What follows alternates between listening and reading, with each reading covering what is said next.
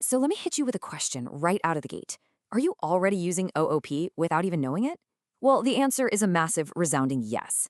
Honestly, if you've written even the most basic Python script, you've been secretly manipulating objects the entire time. Let me prove it to you. Let's pull back the curtain on basic numbers for a second.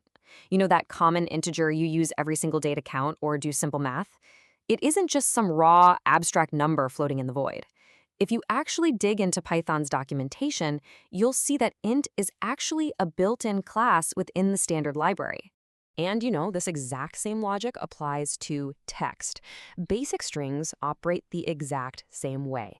When you type out a word or a sentence in quotes, Python actually instantiates that text from the base string object class. So you aren't just typing words, you are actively creating string objects every single time you hit a key. Think about it. Have you ever used dot lower to make your text lowercase, or maybe dot strip to clean up those annoying extra spaces? Well, by doing that, you are actively utilizing built-in class methods. These are special functions that are pre-programmed directly into the string class itself, and they're designed specifically to manipulate the data inside your string object. It's actually pretty brilliant. So the really crucial takeaway here is that familiar data structures, stuff like lists and tuples, they aren't just standalone abstract concepts either. They are pre-packaged classes just waiting for your data. Python essentially provides these blueprints right out of the box, which completely saves you from having to invent complex data storage from scratch. But what if you want to make your own custom types? Because that is the true heart of object-oriented programming. Think of a class as a theoretical architectural blueprint.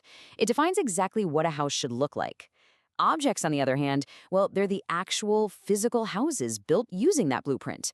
You write just one class, and boom, you can generate thousands of distinct individual objects from it. Let's rapidly break down the mechanics of how this works. Attributes and instance variables represent what the object essentially knows.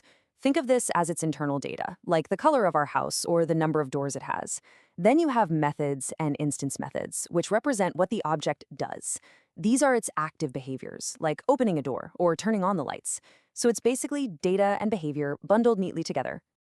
Now to actually build that object, we use some special tools.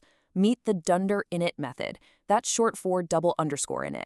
It's a highly specialized, honestly kind of magical function in Python that automatically constructs your object's initial state the exact moment it's created. It basically breathes life right into your blueprint. And while we're talking about magic methods, we have to talk about Dunderstra.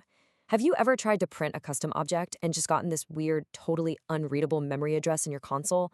Yeah, we all have. Well, by defining Dunderster in your class, you get to dictate exactly how your custom object appears when someone tries to print it out as readable text. It's a total game changer for debugging. Okay, but what about protecting the actual data inside our objects? This brings us to the @property decorator. This thing is fantastic because it gives us safe guardrails. It lets us carefully control exactly how our internal instance variables are accessed or modified. This means we can completely prevent bad data from sneaking into our object and just breaking our entire program. And, speaking of things breaking, the hierarchy of exceptions in Python is truly mind-blowing when you think about it. Even errors in Python are elegantly structured classes. Literally everything from a basic value error to a zero division error inherits its behavior from a master blueprint called base exception. In Python, absolutely everything is an object, no exceptions. Well, except the exceptions. But because errors are just objects, it means you can forcefully summon them.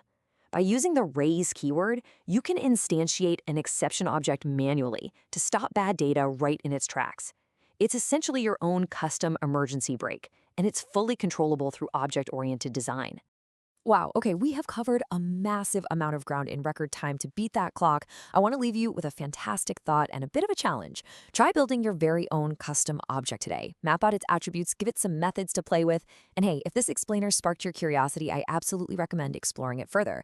Like Professor Hector Wong warmly invites you to do, take one of his introductory ICS courses at Leeward Community College. They're available for everyone. So I'll leave you with this. If literally everything in Python is an object, how is that going to change the way you write your next line of code? Keep building those blueprints, and I will catch you in the next explainer.